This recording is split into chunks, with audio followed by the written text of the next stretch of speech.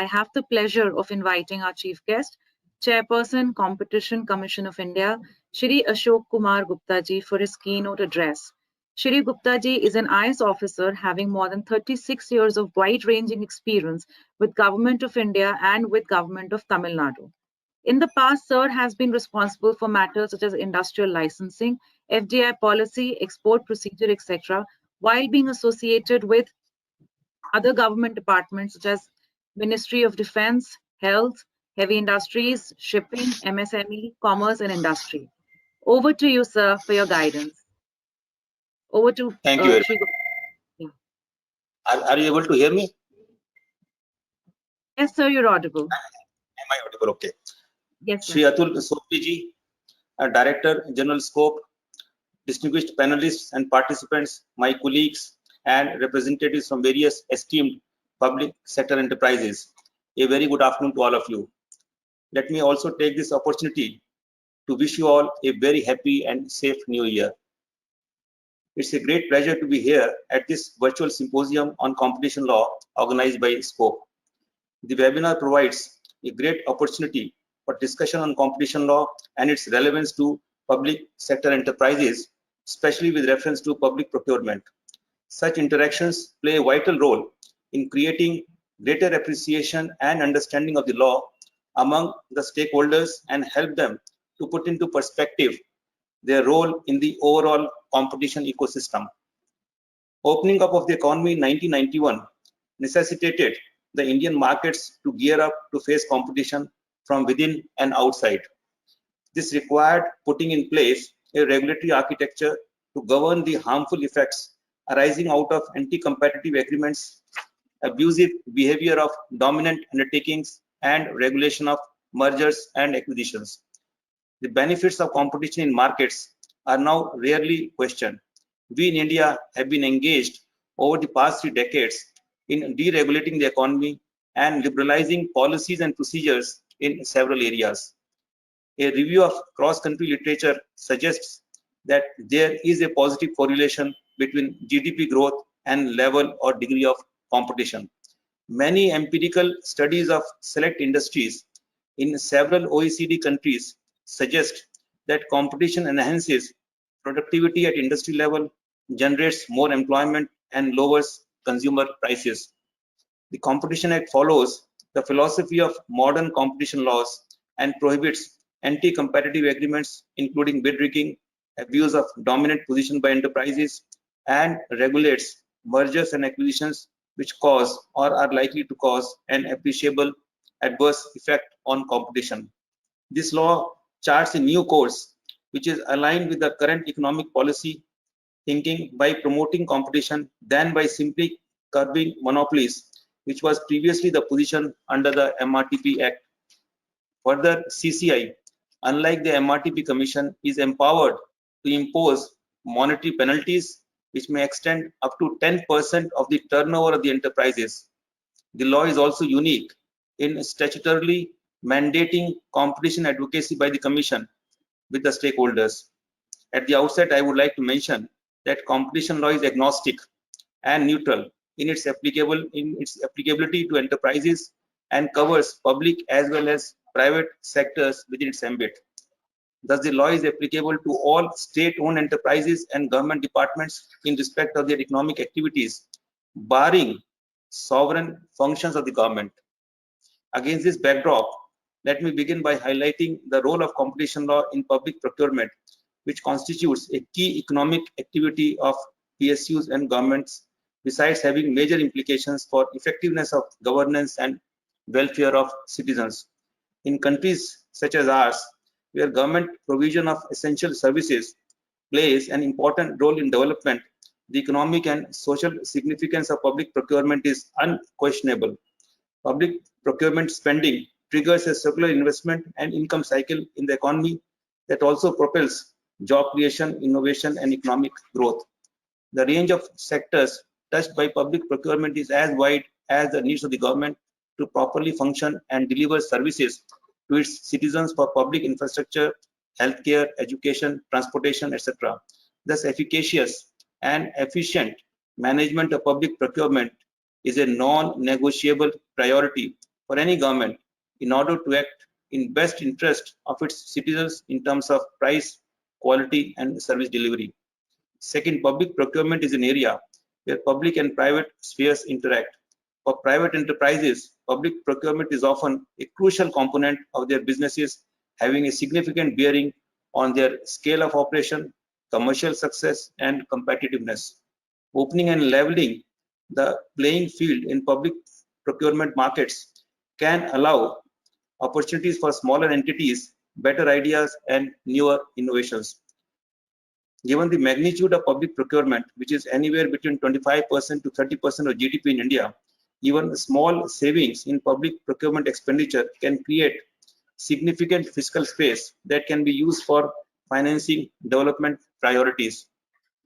One key challenge that needs to be necessarily addressed to ensure competitive procurement markets is that of collusive tendering or bid rigging. This essentially refers to a situation where bidders for a particular contract or tender collude to prearrange the outcome of the tender, or more specifically to predetermine the winning bidder. Competition is thereby entirely eliminated or severely circumscribed.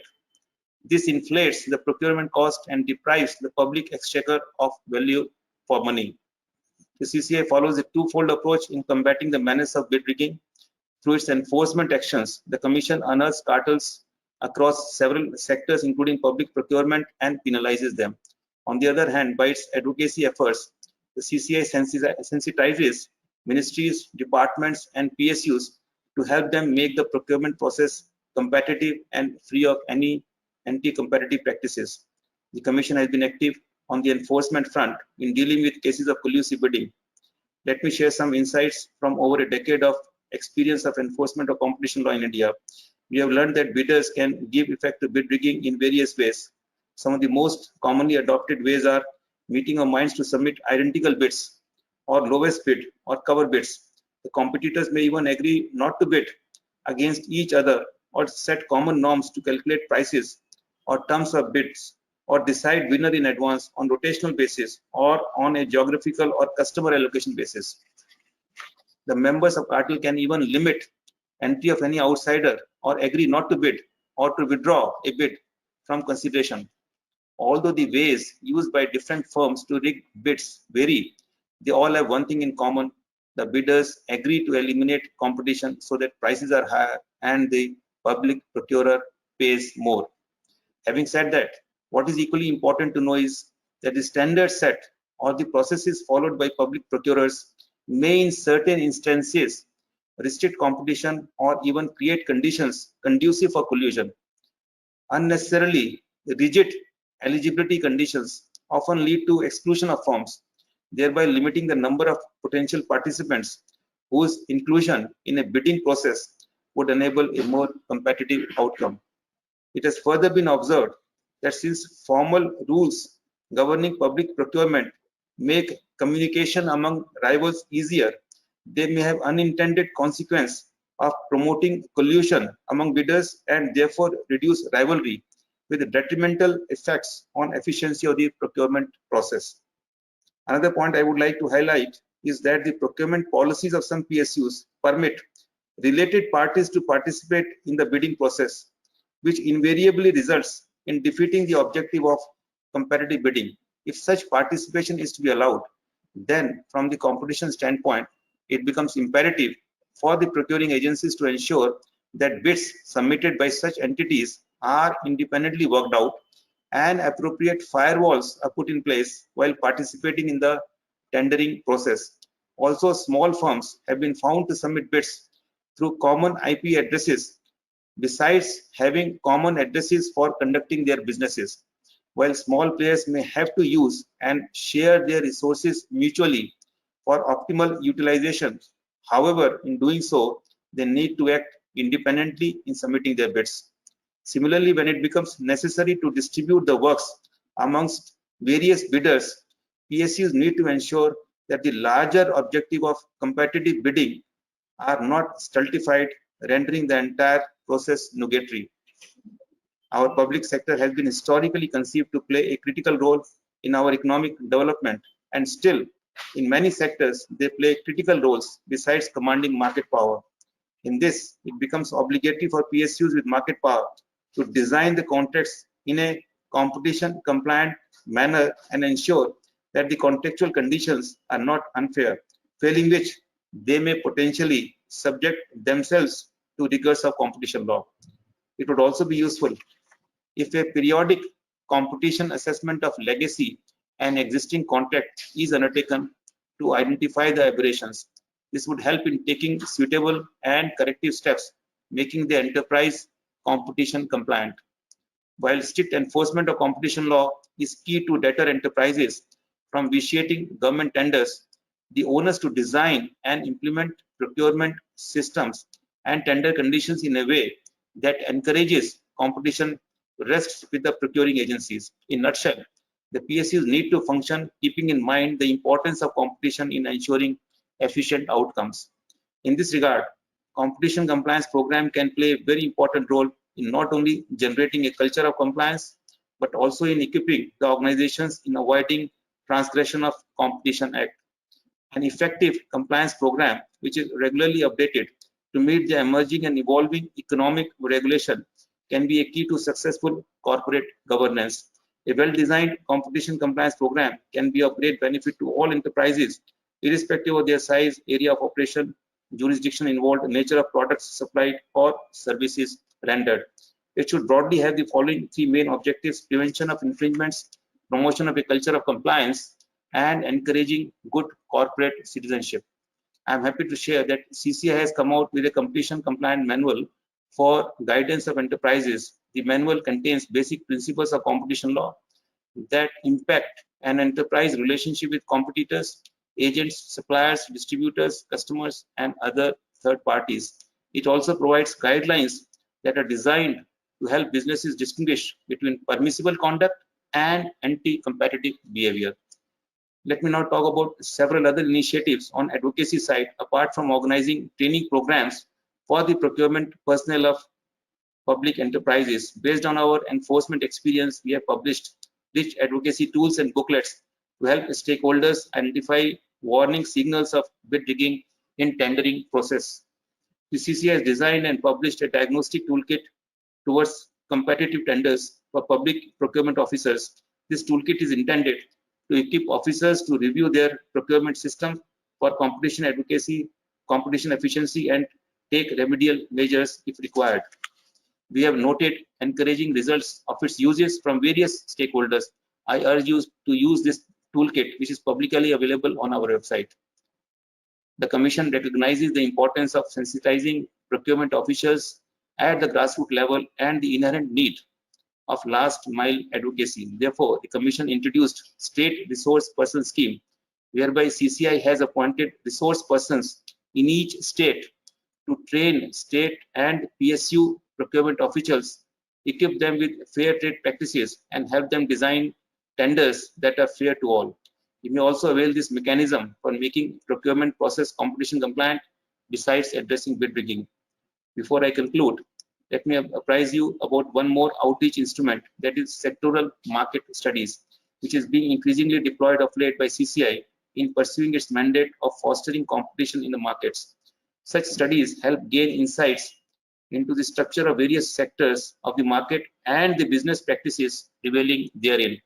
Also, they facilitate in identifying policies, practices, and procedures of governments, statutory authorities, and PSUs that may have potential to cause adverse effect on competition. These studies cover diverse sectors of the economy, ranging from mining, transport, finance, telecommunications, e-commerce, pharma, etc. As some of these sectors may have interfaced with the activities of PSUs, it is imperative that public enterprises actively participate and engage in this process by sharing their experiences and concerns as and when the market study is undertaken by the Commission. This would go a long way in generating competitive outcomes. With these words, I conclude and once again commend the scope, particularly Shri Sopti for taking this initiative, which would help PSUs to design their procurement process, which is competitive, and would help the procurement officers in detecting and reporting cases of bid rigging or cartelization tenders. If any PSU wants to organize a workshop for its procurement officers, The Commission would be happy to provide resource persons as part of its advocacy mandate, which would help the procurement officers in understanding the nuances of the regulatory regime. I wish this event all success and hope that the deliberations would help the PSUs in making their public procurement process more efficient and competitive.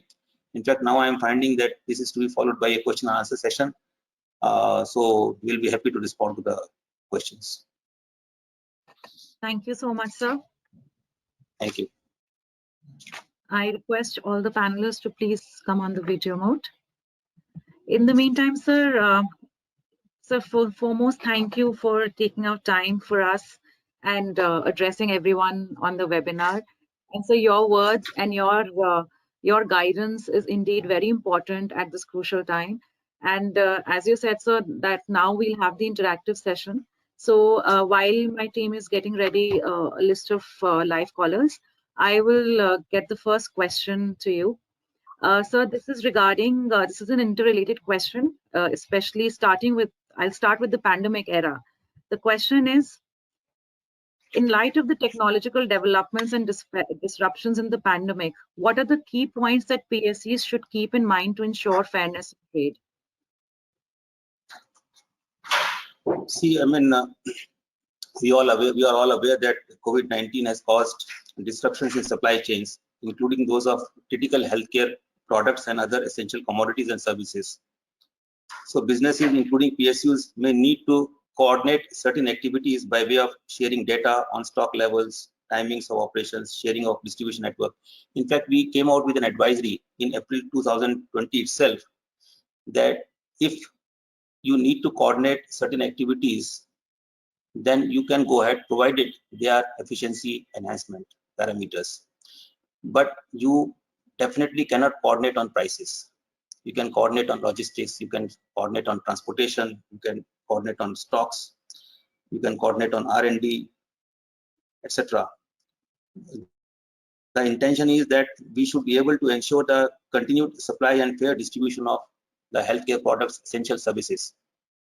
I would also like to mention that the Act itself provides this type of coordination, that in case some active entities, they want to coordinate to make the supplies efficient, to make the distribution efficient, they can coordinate, but prices, yes, you cannot coordinate. So COVID-19 has definitely posed challenges to us, and there are a number of entities which have approached Commission and we have issued advisory. Probably that advisory will be helpful to us, helpful to them, and as and when any case comes, we will keep this thing in mind, that why this coordination was done by them, whether to ensure the continuity of the supply, whether to ensure that the supply is efficiently maintained. But again, as I said, there are certain absolutely barred areas like prices, etc. Absolutely, sir. Fairness in trade has to be maintained with the current changes. So I believe that answers the question. Now we have a live caller. We have a live caller, Debarata. Can you hear me? Hello?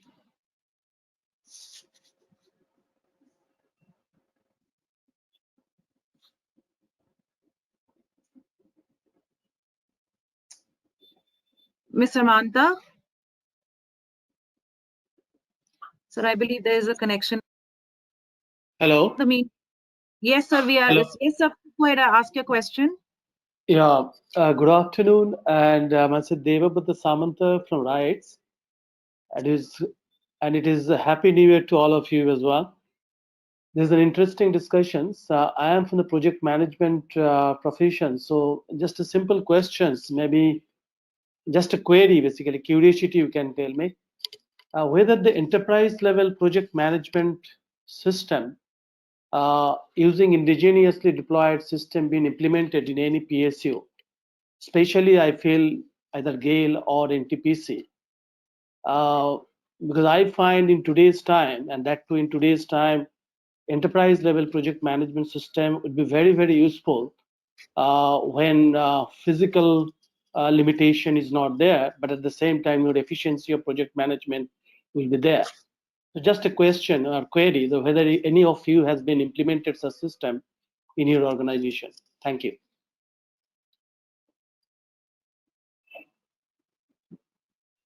Thank you, Mr. Debata, for your question. Chairperson, sir, would you like to take a lead on this? I think it's addressed to probably some PSU. Nothing to do with the competition act. I can say from NTPC side. Hello, from NTPC Yes, side, I can go say that there currently we don't have anything at enterprise level project management system, digital system we have, but we do have this digital system monitoring project wise, but it is not no indigenously developed system we are currently deploying, although we wish to do that. Okay. From Gail, I can reply. We tried several packages in the project execution, but ultimately we land up with Primavera, which is Oracle supported one, which proved to be since several years we are using Primavera. Therefore, we tried many domestic solutions, which ultimately we could unable to see that proper solution provider. So therefore, we are ultimately continuing with the Primavera. Okay. Thank sir, you. Thank you. Chairperson, sir, any opinion on enterprise level project management system from your side? As a regulator, what would be your advice? No, I don't think competition law comes in the way. See, I mean, what we are doing at the enterprise level and all, nothing to do with the competition as such. Yes. I mean, I don't think I have to comment on that. Yes. All right, thank you, sir. So we have the next question coming up. This is from Mr. Ashok Gupta, DGM IOCL Haldia. He has a question with respect to number of competitors.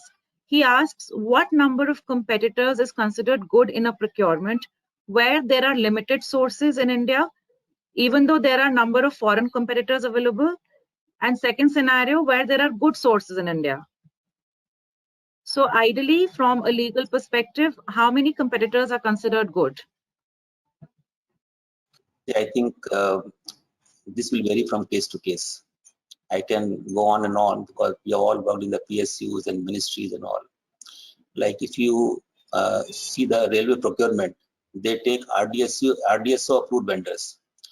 So number of suppliers depend upon how many vendors have been approved by the RDSO. They can be 2, they can be 3. It depends on the quantity also, how much you are procuring. Or they take the defense. Now in defense, whatever you give the design also to the vendors, and based on the design they supply to you. These supplies have to go only to defense. There are no general buyers as such.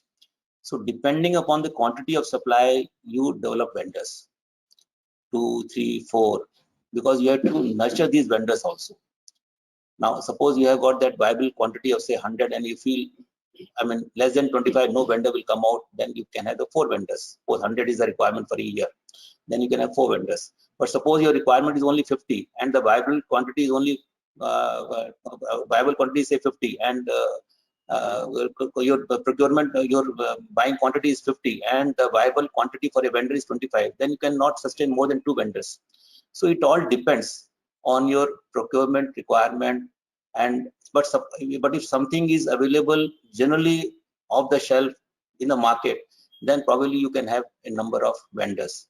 So number of vendors as such is not the requirement from the competition point of view. What you have to ensure that your tender conditions are not restrictive and sufficient number of vendors are able to participate so that competition is generated. We have found that in some cases tender conditions are not proportionate, and with the result that that competition gets restricted. We have taken cognizance of that and we have issued advisory also to the enterprises that please look into your tender design in such a manner that you are able to attract sufficient number of vendors. And if you have got limited number of vendors, you must go for the vendor development program. Every PSU has got a vendor development program.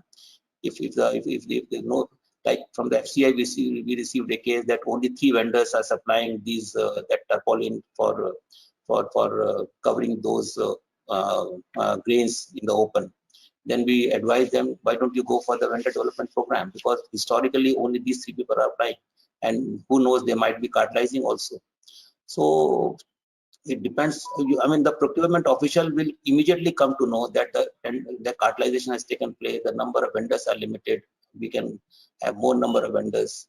So you always keep in mind that conditions should not be restrictive. It should be as liberal as possible, depending upon your requirement. Here we cannot suggest anything.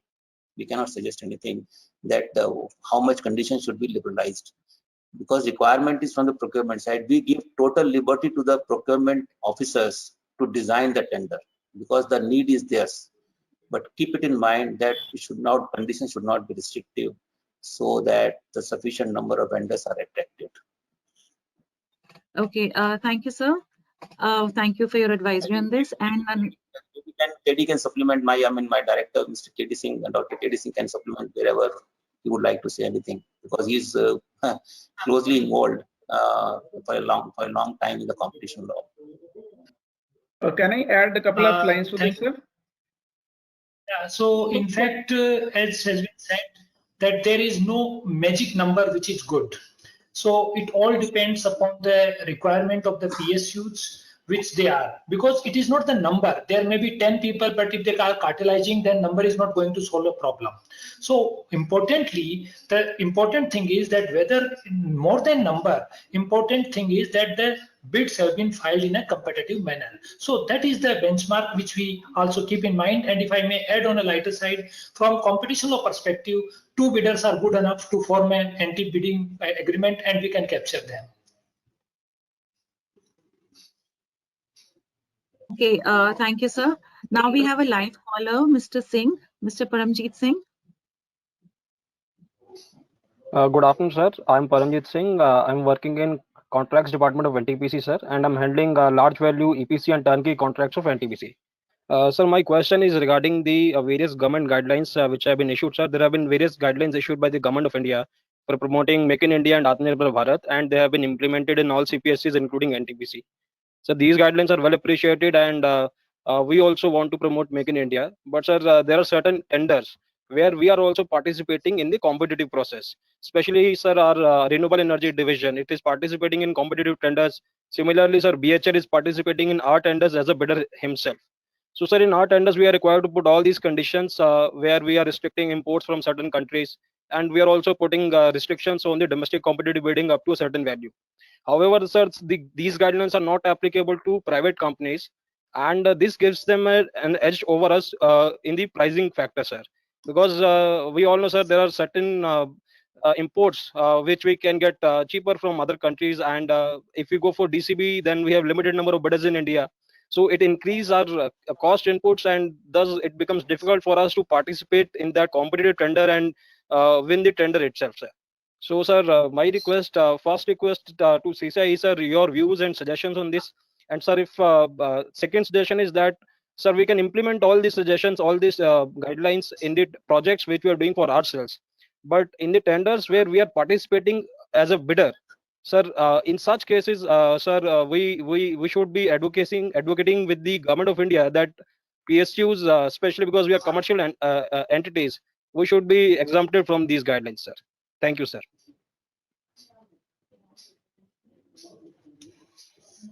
Would you like to say anything? Yes, sir. So as far as these government policies and other instruments are concerned, as I made in my presentation this point very clear, that this is the fundamental dichotomy between a public procurement and private procurement, because it is not the private capital, it is the public capital, and therefore there are larger social obligations of the government, and in pursuance of those obligations, the procurement policies have to be designed, and we have to consider not only our Make in India initiatives, but also even our MSMEs obligations and these reservations for CPU, Central Public Undertakings. So these are the governmental policies as a part of the sovereign, and they have to balance out various interests. In fact, even free market is not free without any restriction. Competition framework assessment also provides and makes explicit reference to the social obligations of the dominant undertakings in the competition assessment. So this will always be, there will be a trade-off. But as far as the role of the Competition Commission of India is concerned, there is limited role in this because these are larger governmental policies and every legislation has to operate within those framework. So I think that is all we have on this to add on this issue.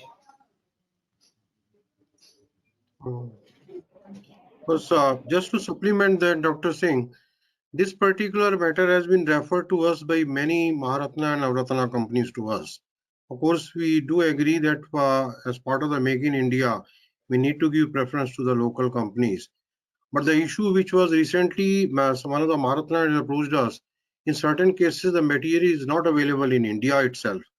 Okay, forget about one or two vendors, even vendors are not there for supply of that. Then it's a very time-consuming process for getting the approval. I think that particular aspect can be covered through some, corrective measures. Of course, I know that Competition Commission has no role in that, but tell us that how to take it up, with whom to take it up. I think it can be only taken with the line ministry, which has issued these executive instructions for making, because these policies are also very dynamic. If there are, obviously there are no players and no suppliers, so procurement cannot stop. So obviously the government itself would be quite flexible if these instances are brought to the attention. But otherwise, the policy is in the larger context of the social obligations and the larger public policy goals of the government. And if there are such specific instances, I am sure the government will suitably and dynamically respond if they are brought to their attention. Thank you, sir. So before we take the next caller, there is another question with respect to if public sector enterprise or government department awards a contract on nomination or negotiation basis to another PSC, will it be covered under competition law? So this is a question that has come to us with respect to applicability of competition law. Yes, sir. To take procurement in public enterprises, it is covered by so many guidelines. Like first I will say is Department of Public Enterprise. They issue guidelines. Then there is a general financial rules. Up to a limit, you can give a nomination basis. Beyond a limit, you have to go for the open tender. Beyond a limit, you have to go for international tender. So these are the various limits put in by the GFR and DPs. Then there are the CVC guidelines that yes, you can only negotiate with L1, you cannot negotiate with L2, etc., etc. So these are the various guidelines, and these again is a dynamic structure. They keep changing depending upon, like today we have got the Atmanirbhar Bharat. Again, the guidelines have changed. It depends on the will of the government at that point of time. As I mean, there are social obligations, there are local entities also. So public procurement as such in the PSUs is covered by these guidelines. If the DP guidelines say that a PSU can give a nomination basis to another PSU, no issue at all. We have been doing in defense to our own PSUs because they have to ultimately survive also. So there are guidelines to that effect. So I will say, I mean, competition law as such does not deal with these policy guidelines. I mean, if the guidelines say that yes, you can give to a sister organization nomination basis, like take our all IT infrastructure.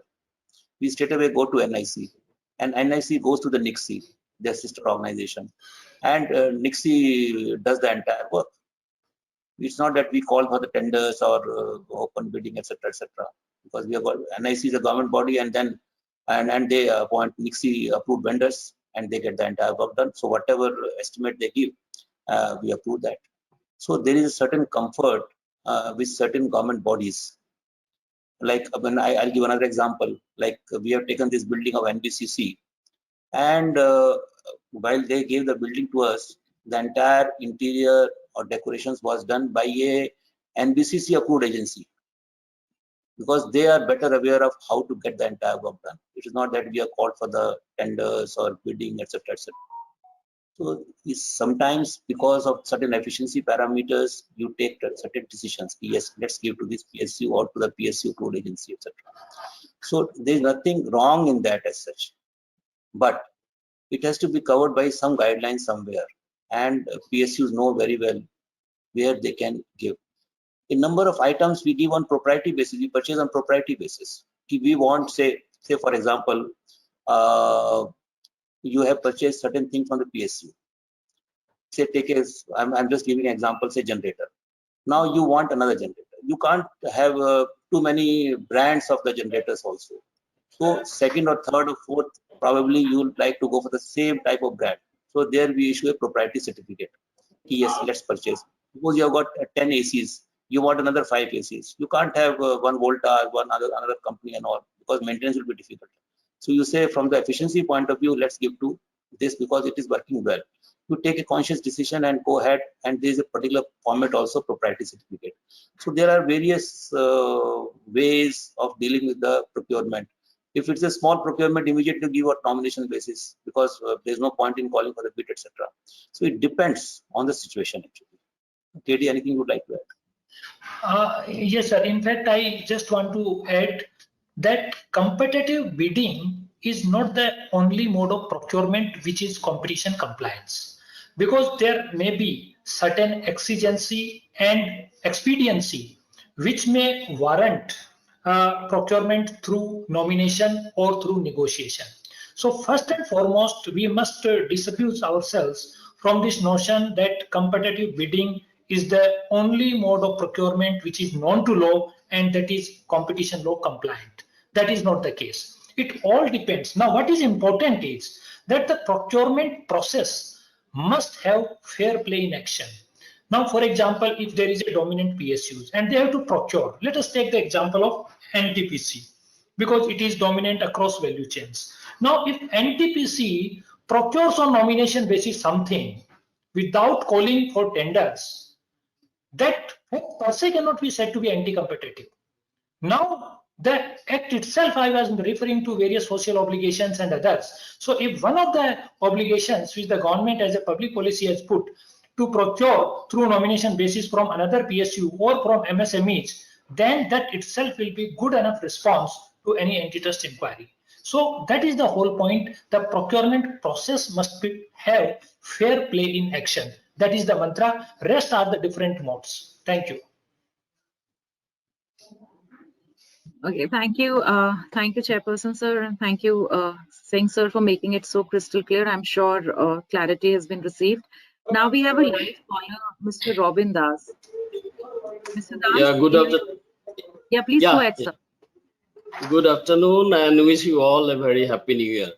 I am Robin Das from Indian Oil Corporation. My query is to Juneja sir.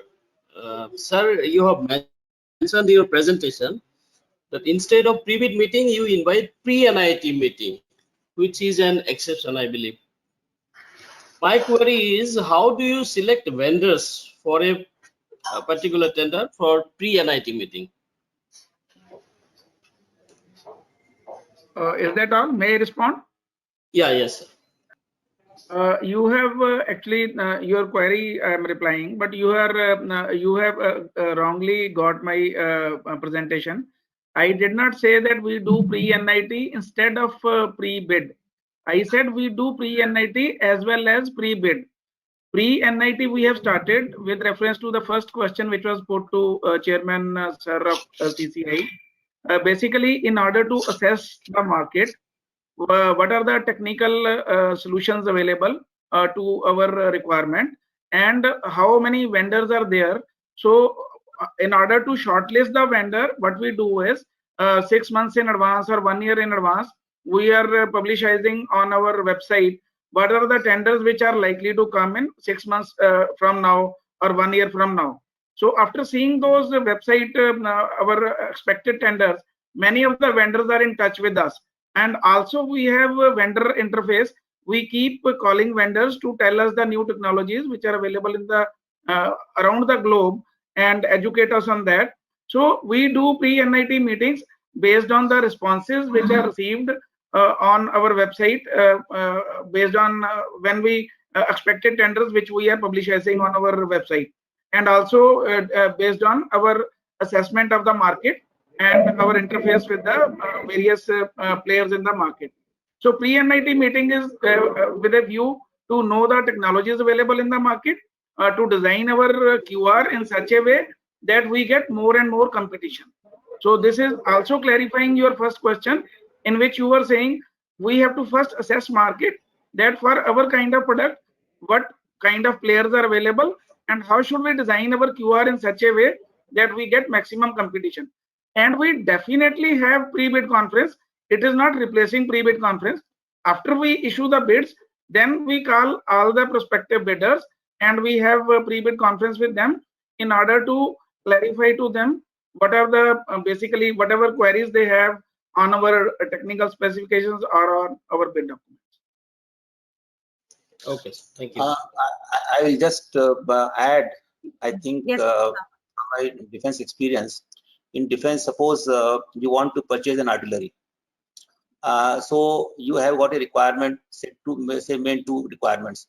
We want to fire up to 30 kilometers, number one, and say 5 rounds per minute. Suppose you want to purchase an artillery. Your requirement is you want to fire up to 30 kilometers and 5 rounds per minute. Now you will float a proposal, I mean, listing these two requirements. That's called the request for information, RFI. Now the bidders or the parties, they will apply with their specifications. Yes, we have got one artillery like this, and then you will come to know who are the people in the market, 4, 5, 6, and what are their broad specifications. With the specifications they will apply. Now you will collate those bids, those information from the bidders, and they are not bidders, from the parties, and then you will make a specification, what called QR. Then you will make a QR, and then you will send a request for proposal. First is request for information, and then second is request for proposal, RFP. In normal parlance, it is a tender. Then you invite that, and before they apply for that, there is always a pre-bid conference, so that you can clarify the issues to them. And once the clarification is issued, then they submit the technical and financial bid.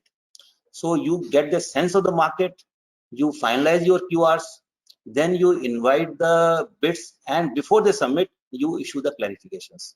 And then they submit the technical and financial bid, and the entire process goes on. I think this is the same thing what Mr. Juneja probably was referring to. Yes, sir. thank you, sir. Sir, we have one more question with respect to GEM. This is from Suranjan Das Gupta.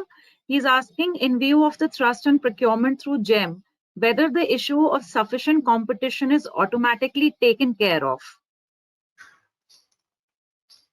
In view of thrust on procurement through GEM, whether the issue of sufficient competition is automatically taken care of. May I request Chairperson, sir, and to respond? No, I think, first of all, I think probably GEM people will be able to clarify better. But what I understand that now it has been made mandatory that government procurement has to be through GEM. And so in CCI also we are using this GEM portal for our procurement of services also and products also. And we are finding that a sufficient number of vendors are listed on GEM portal. We are able to get good response.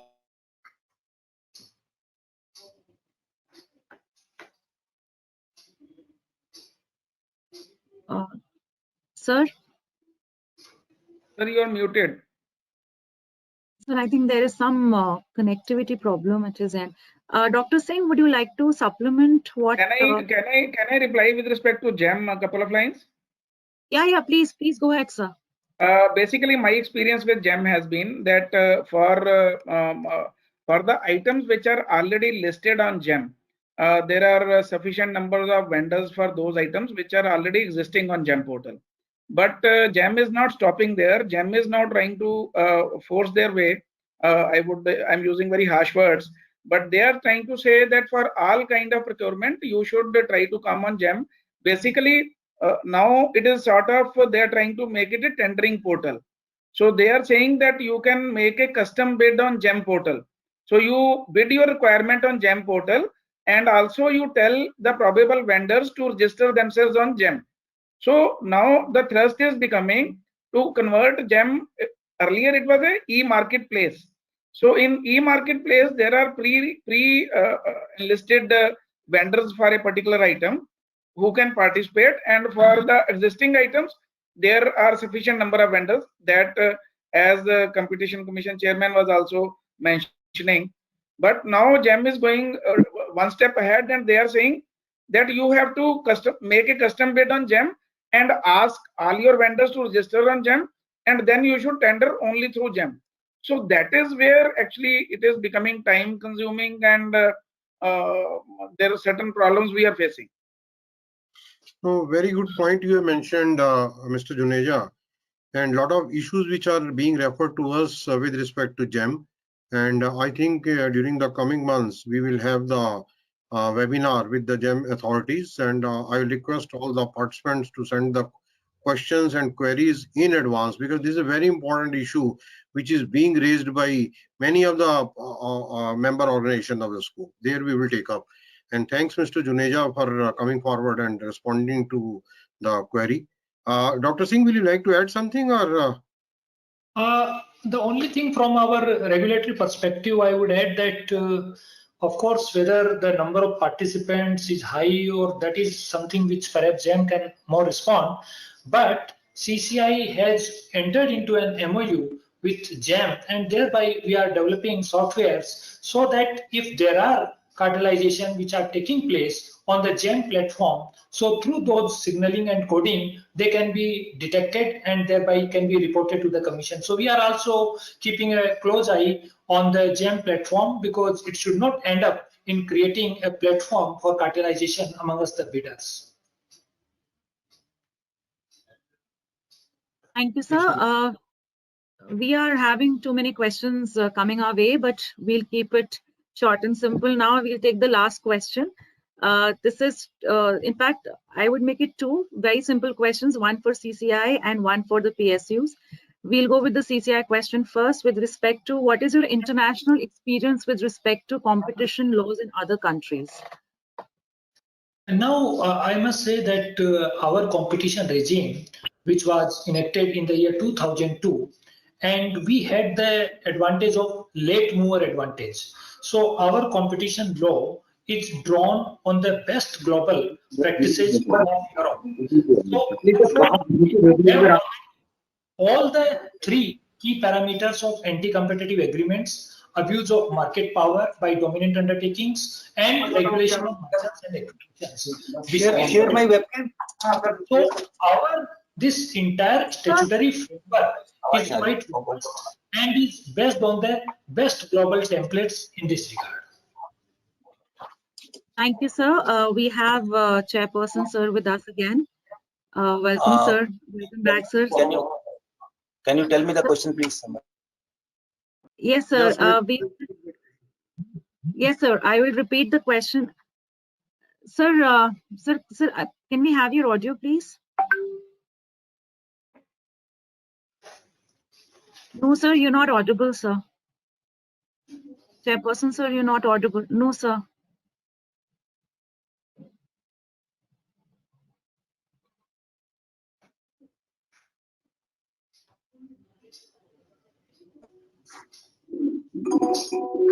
Are you able to hear me?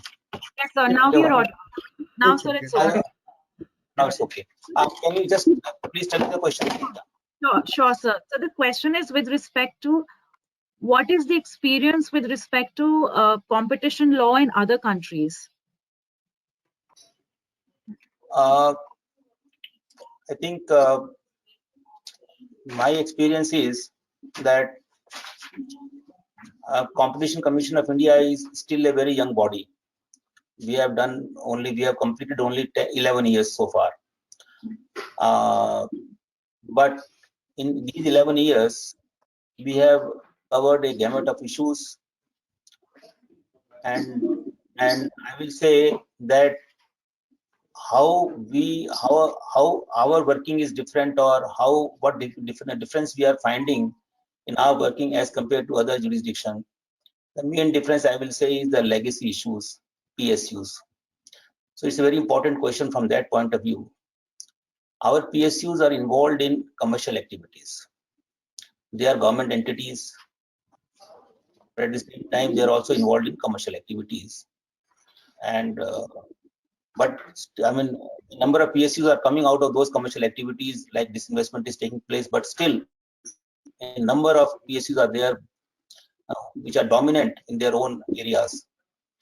But at the same time, these PSUs are also executing some sovereign functions. Now, our law is agnostic in the sense that we do not differentiate between public enterprises and the private sector. So law is applied in a similar manner. But since PSUs also have got certain government obligations, they work differently, and that is a challenge we face. We have to apply our competition law in a very nuanced manner. I can give you some examples also. There was a particular case of ONGC which we found a particular, there was a complaint, and that the condition in the tender document of the ONGC is unilateral. That issue was deliberated a lot, and of course, Competition Commission of India strikes down all such conditions which are unilateral, particularly with the entities which are dominant, because we feel that the condition should be fair to all, fair to the contracting parties, and that is where the competition law is different from this contract which you enter into is differently seen under competition law. If it is a contractual obligation, normally it is a civil dispute.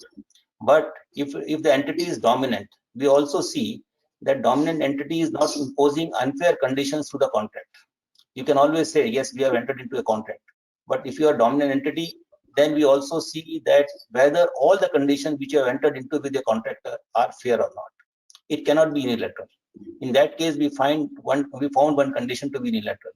But again, we found the rationale of that condition. Yes, it is necessary for the ONGC to have this unilateral condition in the interest of maintaining the supplies, oil supplies in the market. So that is what I am saying, that if it is totally a private sector, our law becomes absolutely simple in application.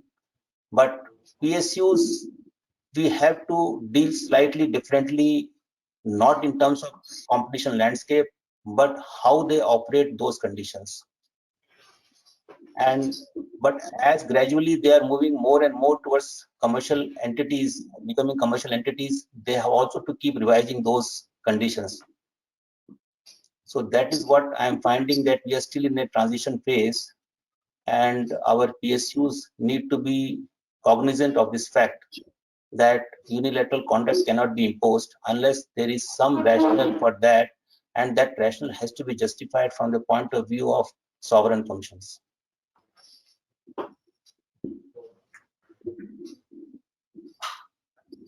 Similarly, I think in the GAIL also we found that there was certain locked in. GAIL is also a dominant entity. We found that there was a tender where they imposed a condition that for 20 years those vendors cannot exit, or the gas people who are purchasing gas cannot exit.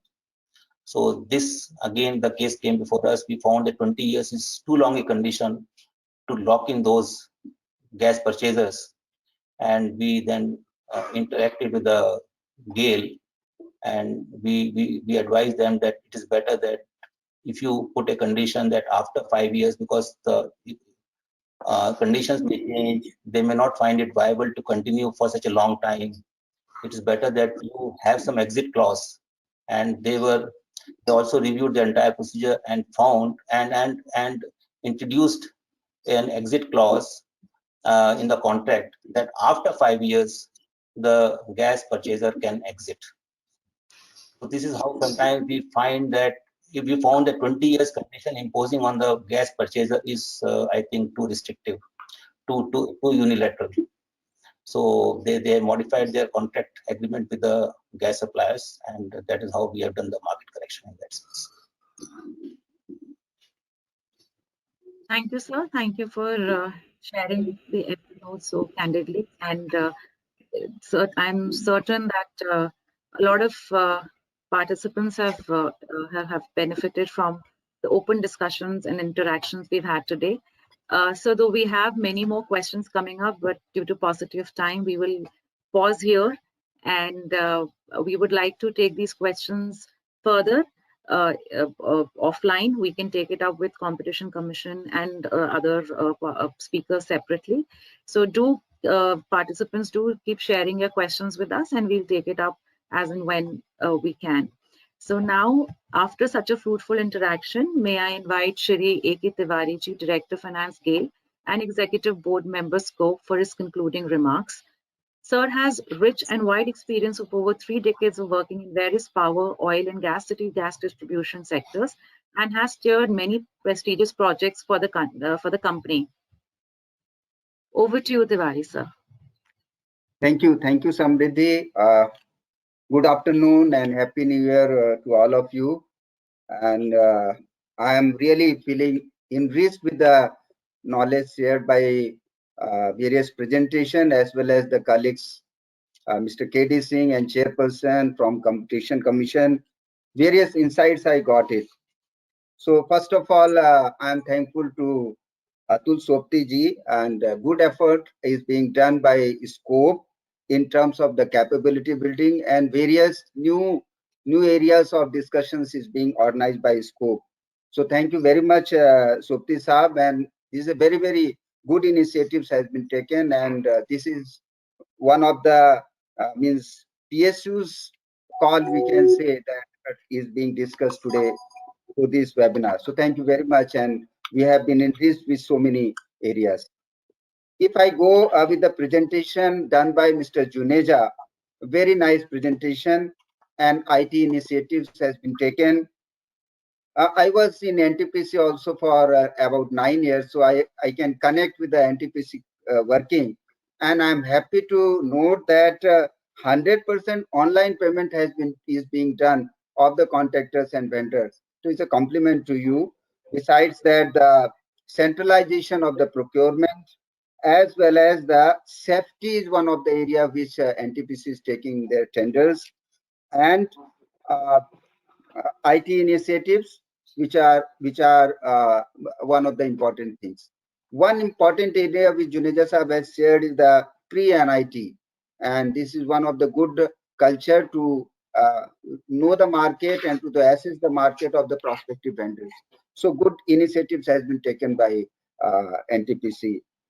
So far as my colleague KRM Rao is concerned, competition is a challenge, and you have really pointed out how GAIL has been able to meet the challenges in the competitive environment, and also the EIC coaching, which is important because EIC plays one of the important role for in the execution of the various contracts. And in GAIL, we have the booklet of the command. The name of the booklet is command. That means we also share various issues related with the execution of the contracts. This is one of the areas which has been discussed, and including the challenges and the issues of the competition, and what are the way forwards that way. Singh Saab, you have nicely sum up with the regulatory perspective, public procurement, role of CCI, enforcement and advocacy, which is one of the knowledge we gain all during this webinar from the Competition Commission. That is one of the area which you have discussed. And one important thing is that the tender design, the way you have discussed with us. Chairperson Saab Gupta ji, really you have removed our fear. You know, whenever we see the Competition Commission, there is a fear among the public sector or the PSUs, or something is there. Somebody will come and put us into various laws, and then we want to avoid the Competition Commission. So I think you have removed the fear, including the participants also. So thank you very much for removing this dilemma as well as the fear. Mr. Tiwari, I think what I am finding, why I was looking forward to this particular symposium, because I am finding there is a lot of communication gap. Yes. In fact, yes. This question answer session I am finding very useful. We Yes, need to sir, give yes. more time to this question answer session, and Yes, sir. CCI should not be taken as another C. I mean, C is a bad word actually, but somehow it also starts with C. But I want to totally demystify this CCI. And things are very, very simple. And there should not be any confusion. We are open always. In fact, PSU specific seminar we can conduct. Our resource person can go and clarify those issues. PSU specific, because there are certain very, very big PSUs like NTPC or GAIL and ONGC and Oil India, etc.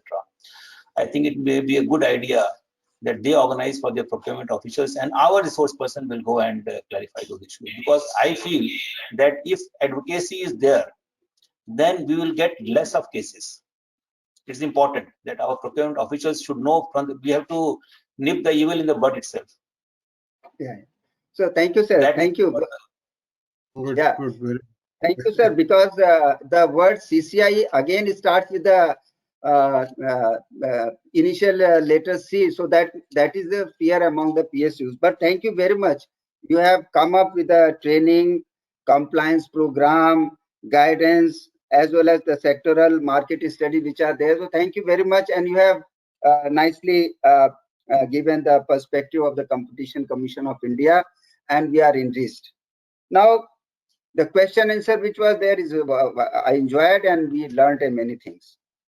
Now, sir, I want to give my perspective of the contract and competition which are there, and which possibly may not be in the book of the Competition Commission of India, but it is certainly indirectly or directly affecting that. There are the three processes which are there for any procurement, any capital creation, assets creation. Number which one is scanning of the contract or the vendors to determine the fair pricing. So we have so many things are there. We have every company, every private, public, everybody is following so many processes to have the fair pricing. So there is no dispute, and we are guided by the Competition Commission as well as our internal processes, peer processes, as well as we learn many things through our own experience. Second is the execution of the contract, and third is the closure of the contract and dispute resolution. Here I have my views that during execution of the contract, there are a number of challenges which are there, and where the contractors or the vendors may not be fair also. Even the organization may not be fair during execution of the contracts. And here the role of the EIC, means engineering charge, is very important. So in whatever we have done through our so many regulations, we have handed over the book or the work to the engineer in charge. And now he has to deal with the execution of the contract, where there is a fairness in execution of the contract number. I think we have to deal with that, because every organization is dealing differently with the execution of the contract, and EIC coaching. So in GAIL, we have done the EIC coaching that has given the fruit. But overall, if the contract is not executed properly, just 1 minute, sir, just.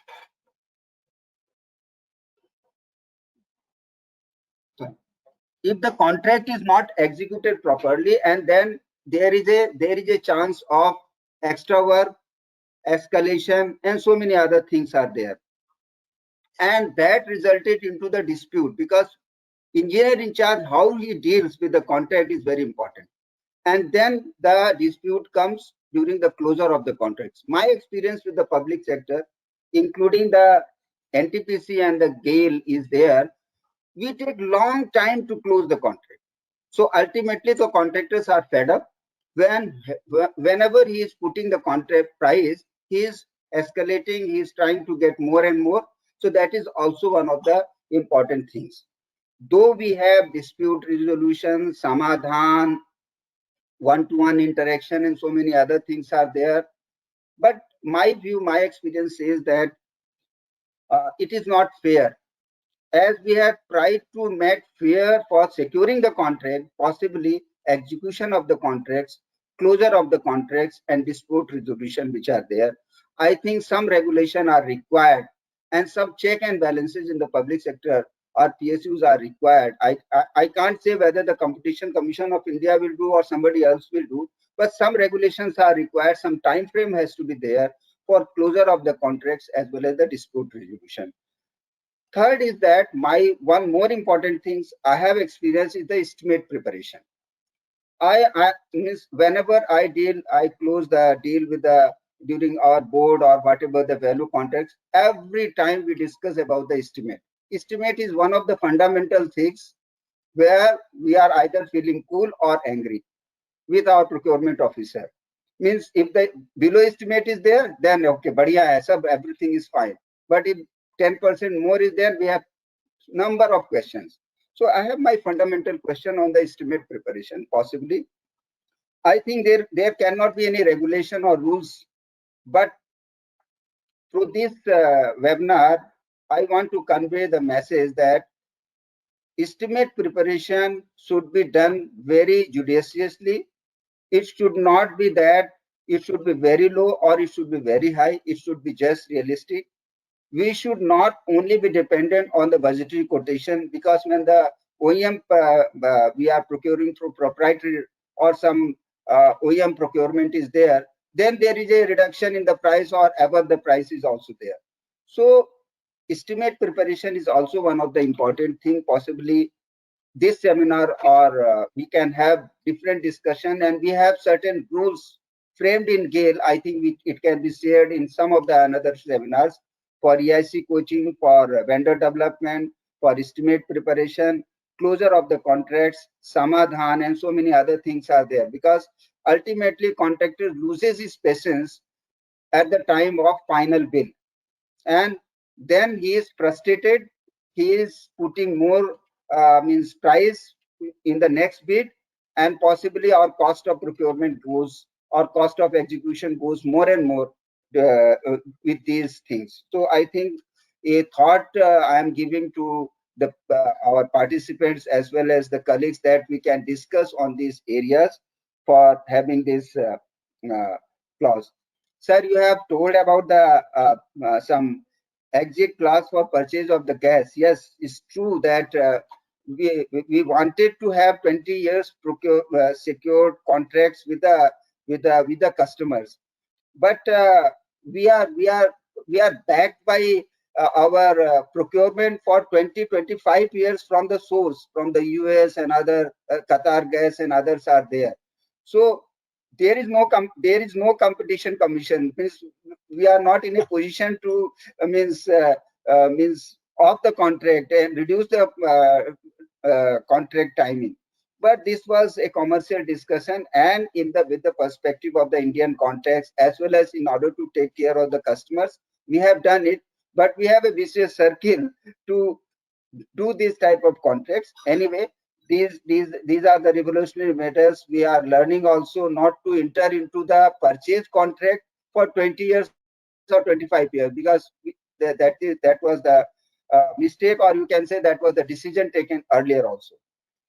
So thank you. I have given my perspective, and I am really enriched with so many knowledge shared by all colleagues here, as well as from the colleagues from Competition Commission of India, as well as the Sir Chairperson Sahab, Gupta Sahab. आपसे बहुत ज़्यादा हमें सीखने को मिला, and definitely I assure you that I am giving my instruction to my colleague to have some seminar on these from knowledge sharing to all CNP as well as other colleagues, so that the fear of seats would be will go off, because we are surrounded by so many seats. So this competition commission should give a very comfort to us. I'm going to organize that. Thank you very much. Thank you Sopti Saab. Thank you Singh Saab. Thank you Juneja ji. Thank you Rao. And overall, thank you very much Gupta Saab for nice insight. And thank you Samriddhi and all the organizing members, staff we are there. Thank you very much. Thank you. Thank you so much, sir. Thanks a lot. Your words are always full of encouragement for us. And now, as we come to the end of such an eventful webinar, I thank the esteemed panelists.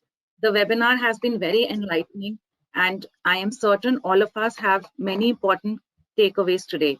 We thank Chairperson, sir, for his time and for guiding us throughout and leaving us with some very important takeaways.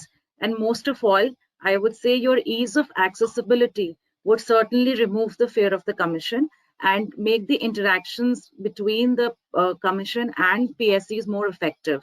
And we assure you that scope, wherever needed, would certainly help and would certainly assist both the parties wherever we are required. So with this, again, sir, Chairperson, sir, we thank you for your time and your guidance. We also thank Dr. K.D. Singh for making the law so simple and so crisp and concise. And we look forward to further interactions with you, sir. We thank all the help from Competition Commission of India, Mr. Anand Vikas Mishra ji, for your help with the webinar. Thank you so much. We are also thankful to Shri Juneja ji and Shri Rao for making such explicit presentations and sharing so much in such little time. I'm sure, sir, it would have been very difficult to put so much information in so few slides, but thank you very much, and it has certainly helped. Last but not the least, thank you, Tiwari, sir, for encouraging us with your presence and always with your words. Thank you very much, sir. A big thank you to DG Scope for his meticulous guidance and roadmap. Thank you, sir, for always motivating us. And a big thanks to the corporate affairs and technical teams of Scope for putting the webinar together. Last but not the least, gratitude to all the participants for their enthusiastic participation. And we wish to meet you again soon with another webinar this very month. And till then, please stay safe and see you soon. Thank you so much. Thank you. Thank you. Thank you. Thank you. Thank you so much. Thank you. Thank you.